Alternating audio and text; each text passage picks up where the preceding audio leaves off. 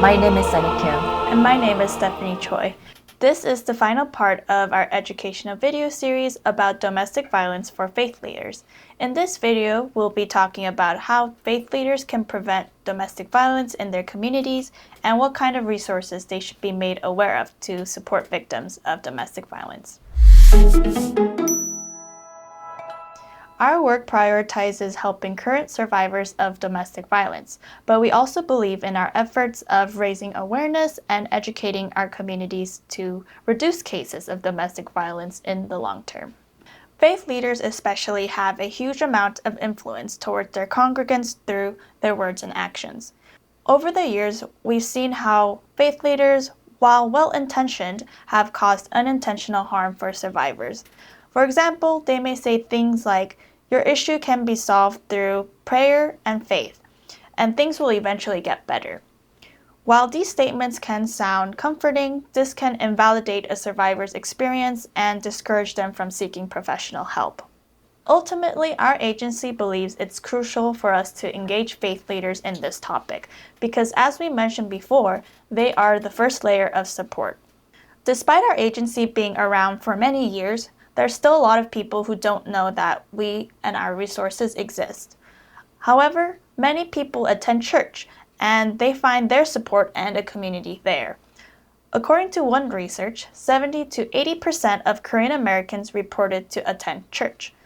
Perpetrators often don't see themselves as the abuser, and survivors are often reluctant to seek help from a social service agency like us, again, due to the stigma and shame associated with receiving professional help.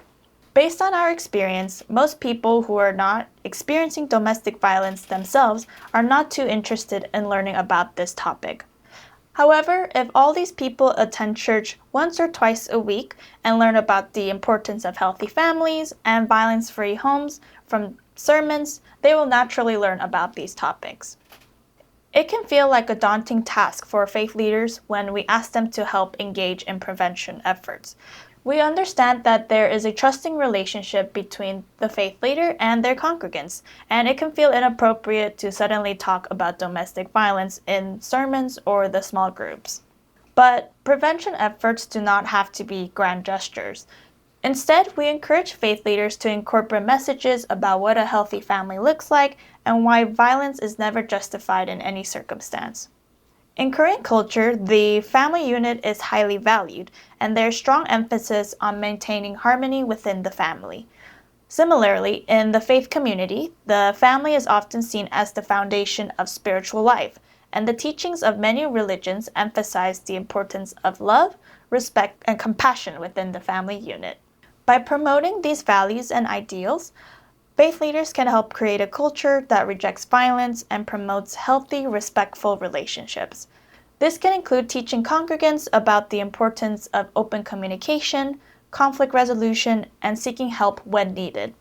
By addressing these issues in sermons, Bible studies, or other church activities, faith leaders can help create a community that supports and uplifts one another, which ultimately helps to prevent domestic violence and create safer and more loving homes. As stated in our previous videos, we need to prioritize the safety of survivors and their families. Domestic violence can quickly escalate and can end in murders, so it's important to know about emergency resources in your area. When a survivor has to leave immediately, it can be terrifying to think about where they'll go next.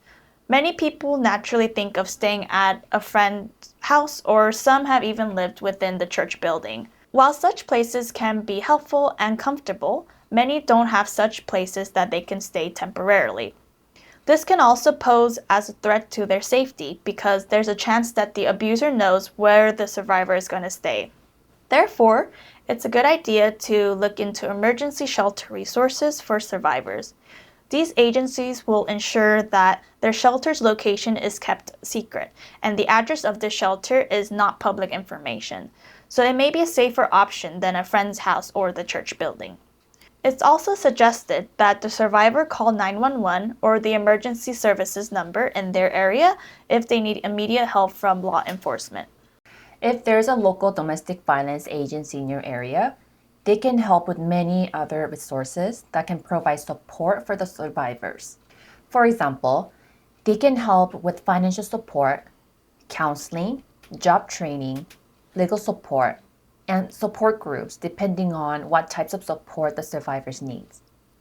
Depending on the agency, there are programs that can provide job training or short-term financial assistance for rent or other needs like groceries.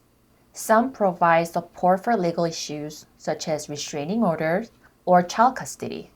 Additionally, there are programs that provide professional counseling for those seeking support with mental health issues such as post-traumatic stress disorder, depression, and anxiety. Each agency provides varying levels of resources, so it can be overwhelming for faith leaders to look into all the different programs within their areas.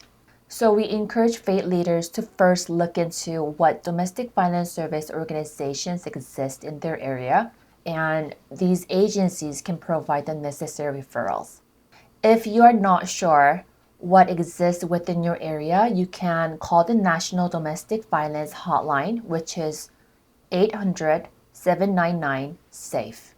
This hotline operates 24/7 and nationwide, so no matter where survivors are, they can be connected with their local DV organizations. This hotline, however, only operates in English, so for those needing a Korean speaker, they can always reach out to our 24/7 hotline, which is 213-338-0472. Many survivors may feel more comfortable speaking with someone who understands their cultural background and can provide support in their native language. This hotline can also be used for those who may just have questions and are not necessarily ready to commit to seeking services yet, as many survivors are hesitant about receiving services and are scared to talk about their situations.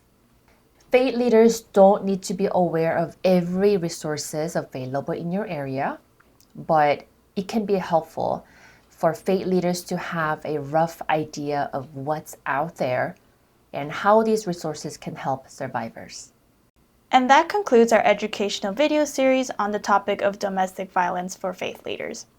We want to thank you for taking the time to watch this video series, and we hope that this information was helpful for you to better support survivors of domestic violence. Again, if there's any other questions or concerns, please don't hesitate to reach out to us. We're always welcome to receiving feedback, and we're always looking forward to hearing your ideas on how we can better support the faith community. Thank you.